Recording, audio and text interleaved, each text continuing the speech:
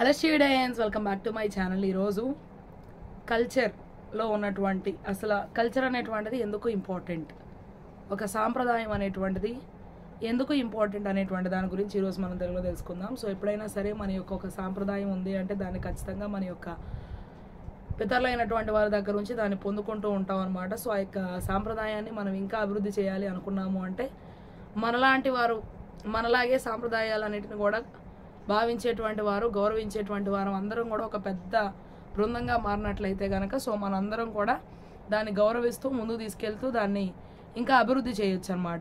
అంతేగాని ఒక్కొక్క గ్రూప్ వాళ్ళకి ఒక్కొక్క ట్రెడిషన్ ఉండి ఒక్కొక్క కల్చర్ ఉంటాయి కనుక సో ఎవరి దాళ్లే ఇంప్రూవ్ చేసుకోవాలనుకుంటారు, కానీ అందరూ కలిసి ఒక ట్రెడిషన్ని ఒక కల్చర్ని అభివృద్ధి చేయాలి అని అయితే ఎవరు అనుకోరనమాట. సో కాబట్టి అలాంటి సమయంలో అందరూ కలిసి ఉండాలి, అందరూ ఒకే ఎజెండాను ఫాలో అవ్వాలి, అందరూ ఒకే కామన్ గోల్ కలిగి ఉండాలి.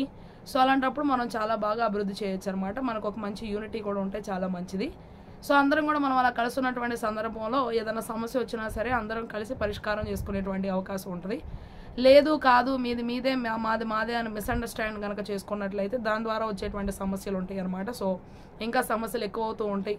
చూసినట్లయితే ఒకరితో ఒకరికి అనేకమైనటువంటి శ్రమలు వస్తూ ఉంటాయి అనమాట. సో మన సమస్యల్ని మనం పరిష్కారం చేసుకోకపోగా ఇంకా కొత్త సమస్యలను తెచ్చుకోవాల్సి వస్తుంది అనమాట. సో కాబట్టి ఒకరినొకరు కలిసి మెలిసి చక్కగా మన యొక్క ఆచార సాంప్రదాయాల్ని మనం అభివృద్ధి చేసుకుంటే కనుక అప్పుడు ఆచార సాంప్రదాయాలు అనేటువంటి అభివృద్ధి చెందుతూ ఉంటాయి. మనలో కూడా మంచి ఏకత్వం అనేటువంటిది వస్తూ ఉంటుంది. ఎందుకంటే మన యొక్క దేశానికి భిన్నత్వంలో ఏకత్వం అనేటువంటి ఒక టైటిల్ ఇవ్వబడింది కాబట్టి.